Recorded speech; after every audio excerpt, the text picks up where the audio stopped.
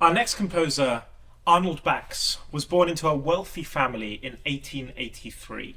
He grew up in Streatham, London, and it was whilst he was studying at the Royal Academy of Music that he became fascinated with Ireland and Celtic folklore. In fact, he even went to go and live in Dublin for a couple of years and adopted the pseudonym Dermot O'Byrne.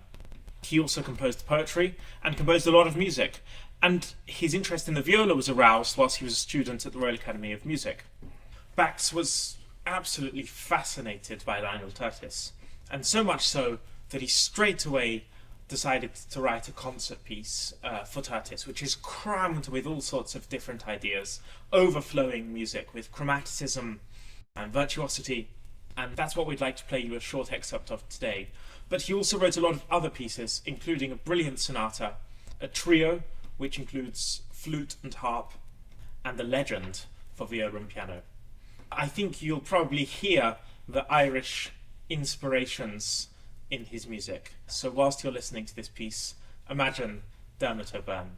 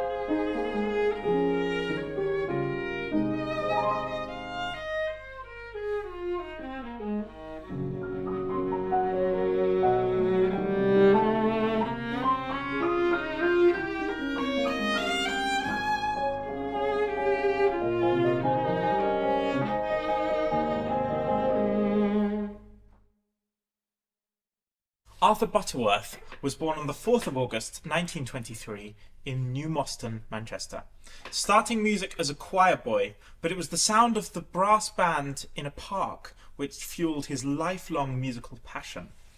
He started off learning trombone, but quickly moved on to the trumpet and the cornet. Butterworth actually is the first composer of our list today who studied at the Royal Northern College of Music. There he studied the trumpet and also composition. He began composing when he was only 10 years old, and he acknowledged that some of his first great influences were Vaughan Williams, Sibelius and Nielsen. He was actually really rather prolific, composing more than 150 works, including 7 symphonies, concertos and much more. Among his chamber works, the 2 piano trios are especially fine, but there are also sonatas for instruments with scant repertoire, such as the double bass and the heckelphone. His contribution to the viola repertoire includes a sonata, a concerto, a trio for cor anglais, viola and harp, and most latterly his pastoral, which is from 2002. That's the piece which we'll be playing today. Butterworth passed away in Empsey, North Yorkshire in 2014.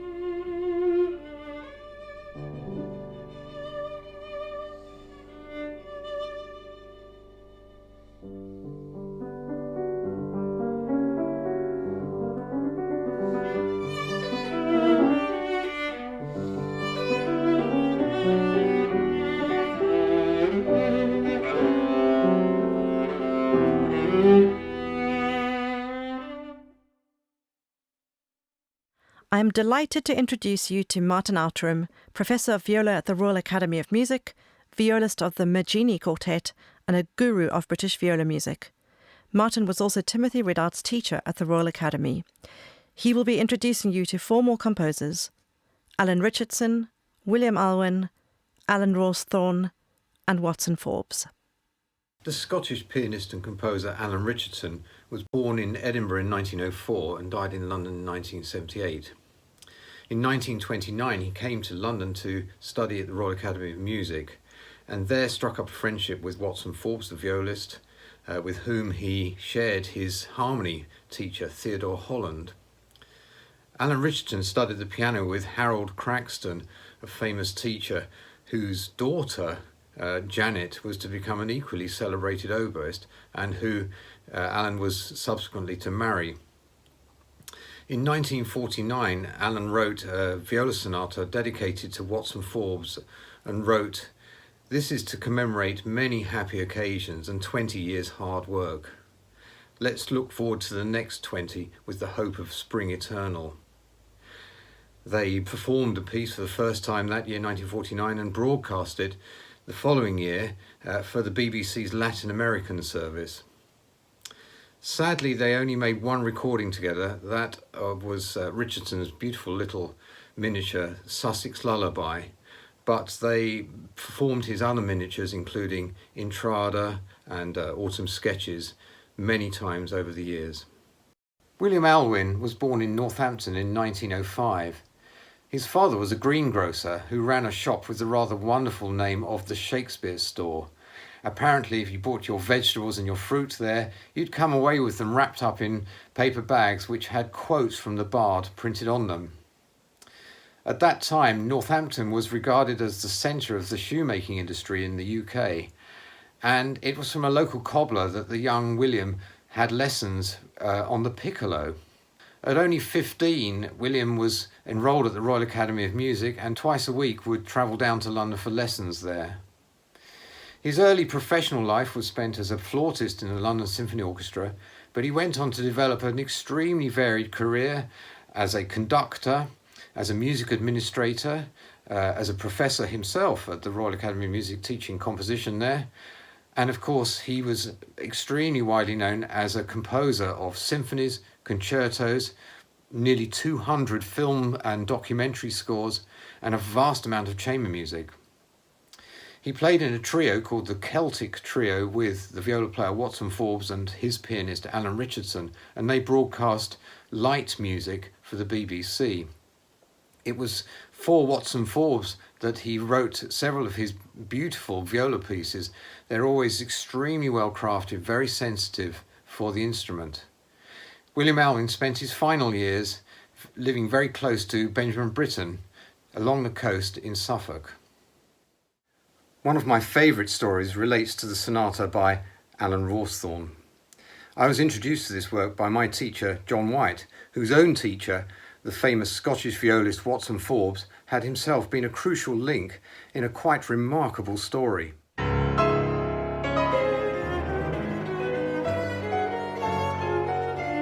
The eminent violist Frederick Riddle had given the first performance of Rawsthorne's viola sonata in November 1937 in London. A critic requested a copy of the piano score from the composer to enable him to write his review. With the onset of war, the copy was put away for safekeeping. Rawsthorne himself transferred his own scores, similarly for safekeeping, to Bristol, including the viola part that went with his sonata. Unfortunately, that flat in which these scores were kept was itself bombed. Rawsthorne then forgot about the piece until 1953, when Watson Forbes found the manuscript piano part in a second-hand music shop in Hampstead, North London. It transpired that the composer had to go to the shop himself to negotiate a price to buy back his own viola sonata. After a few very small changes, it was published a year later. Rawsthorne must be one of the very few composers who, before studying music, began training as a dentist. His friend, the composer Constant Lambert, once humorously commented in a radio programme about Alan Rawsthorne's music that "the composer assures me that he has given up the practice of dentistry, even as a hobby.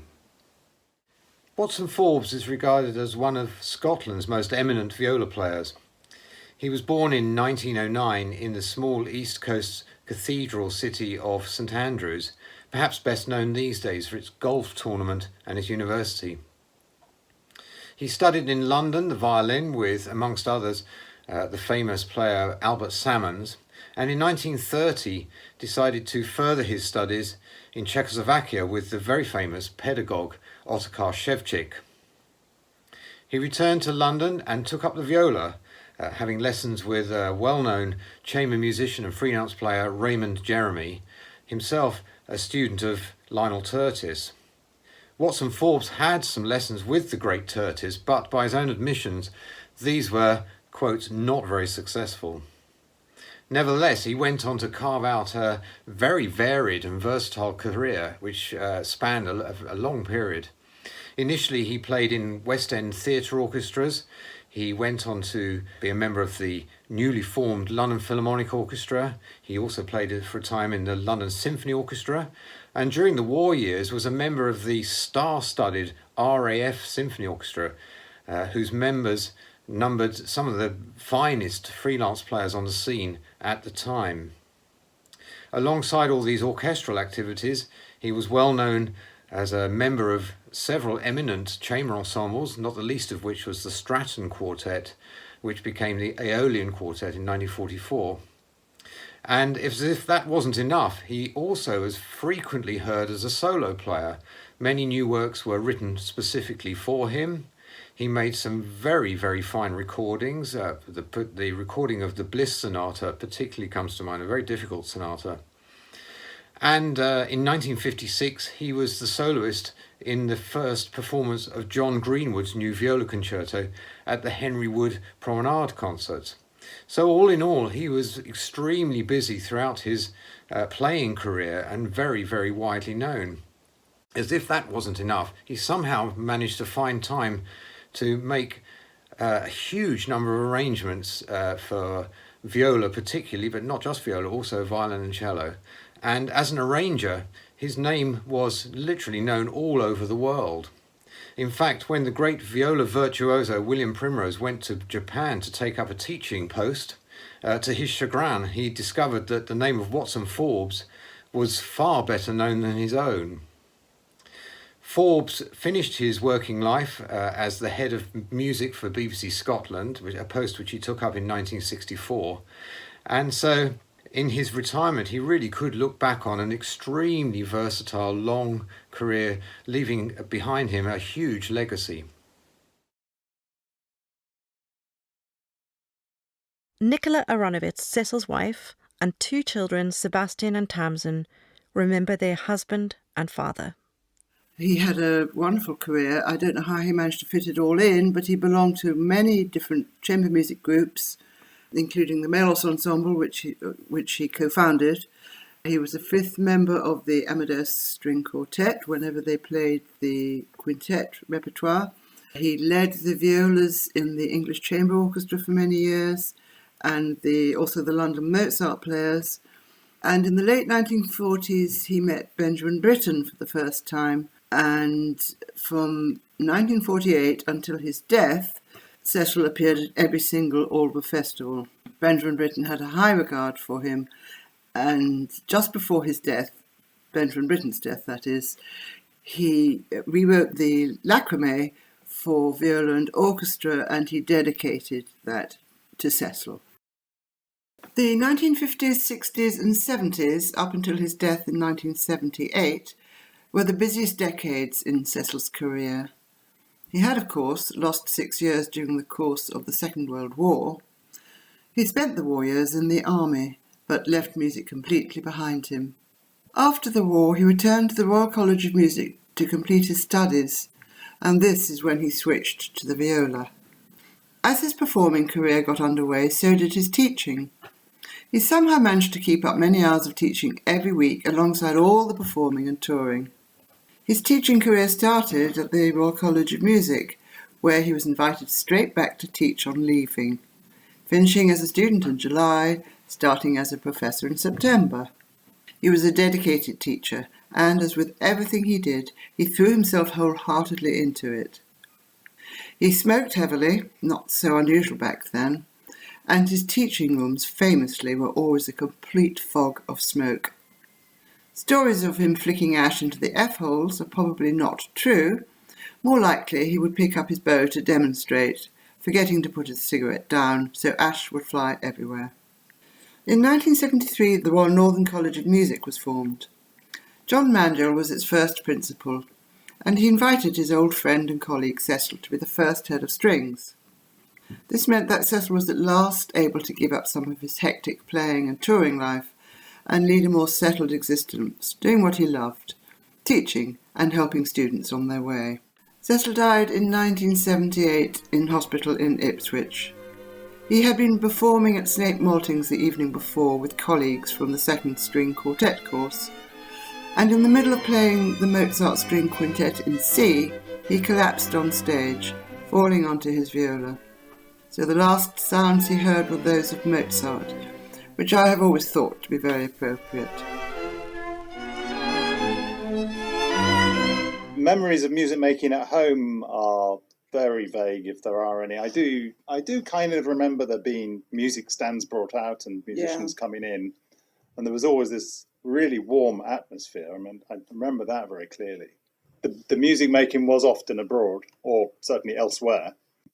We've got all his diaries. When he was young, he wrote an enormous amount, which was his thoughts, He wrote a lot of stories about his own life, and he would give himself another name, but it was so obviously about him. I mean, I don't think he was trying to disguise it, but he was obviously thinking aloud on paper a lot. As a young man, it would have been more memories. And then as he got older, it became professional diaries. So it was all his engagements and his, where he had to be, where he was rehearsing, where he was performing, who with. It's fascinating. But the strangest thing is that through every line in each diary, every time he did a task, he put a line through it. Well, he put a scribble through or scribble through it to indicate that task had been done. And we found a diary from 1971 when I was born. And on February the 11th, 1971, daughter born, and then a scribble through it. I remember his stories. He was such a storyteller. And obviously a lot of stories that we've heard would have been told to us by other people. But we do remember a few, don't we? We both remember very well, because he always used to pretend to eat it. His viola. His viola, yes. Yeah, not the bow. He'd pretend to eat his viola. So he would put the viola up to his mouth, and then he would get the bow, and I don't know what he did with it, but it would make the most horrendous sound. He would sort of twist it against the wood, I think. Really, really horrible sounds. And he'd pretend to eat chunks out of the viola. And we loved it. Yeah. I mean, we really believed that's what he did. He ate his viola. I had a job going door to door, knocking on people's doors and selling soap. I never made any money. Nobody ever bought anything from me. I was hopeless. And one day, it was raining, I think. And this guy opened the door, and I had my ID card. And he looked at it and he said, "You're not Cecil Aronowitz's son, are you?" Which is what people always said. And then when you say yes, it's just, you always get the same look on people's faces. This just sort of joy spreads out from their face. And he invited me in, and he made me tea, and he bought all my soap. We both have memories of, we think it was 1997, separately, but in the same season, going to Aldborough and Snape Maltings. And two of the Amadeus Quartet were in residence, coaching some of the string quartets. Who was there? It was Siggy Nissel and Norbert. I think it was just the two of them, wasn't it? Yes. And we went and introduced ourselves to the two members. And their reactions were just extraordinary to both of us. They, with Sebastian, I think even more so, because he looks so much like his father. Yes, I went and sat with Darcy, my ex-wife. I'd just met her, actually, and I took her there, and we went and sat in on Siggy Nissel's class. And at the end, he turned round to me and Darcy, and he said, "Are you music students?" And I said, "Oh, no, I'm Cecil Aronowitz's son." And he looked like he'd seen a ghost. And he was just, totally... And it was amazing. And then we went downstairs and we sat down, and Norbert was there, and Norbert was telling me how excited he had been. He'd managed to buy one of Cecil's bows, and he was telling me all about that, how much it meant to him. Cecil Solomon Aronowitz was born on the 4th of March 1916 in King Williamstown, South Africa, to Russian and Lithuanian parents. He began to play the piano when he was a boy, but very soon expressed a wish to learn the violin at his school, the Convent of the Sacred Heart. The idea of a Jewish boy at a convent is unusual enough, but as he told it, the Mother Superior said, "Well, Cecil, if you want to learn the violin, we must find a way of teaching you." So they sent off for a book on the subject, and one of the nuns was deputed to teach Cecil, 10 years of age at the time. This unorthodox training gave him a somewhat hunched playing posture which he never lost. From 1928 he was a pupil at the School of Music at Grahamstown Training College, and from 1933 he began studying in Durban with Sterling Robbins. In 1935, Cecil travelled to London on an overseas scholarship to further his studies with the Spanish-American pedagogue Achille Rivade at the Royal College of Music. And in 1937 he took up the viola as a second study with Ernest Tomlinson, a fine player who was a regular guest violist with the Bush Quartet.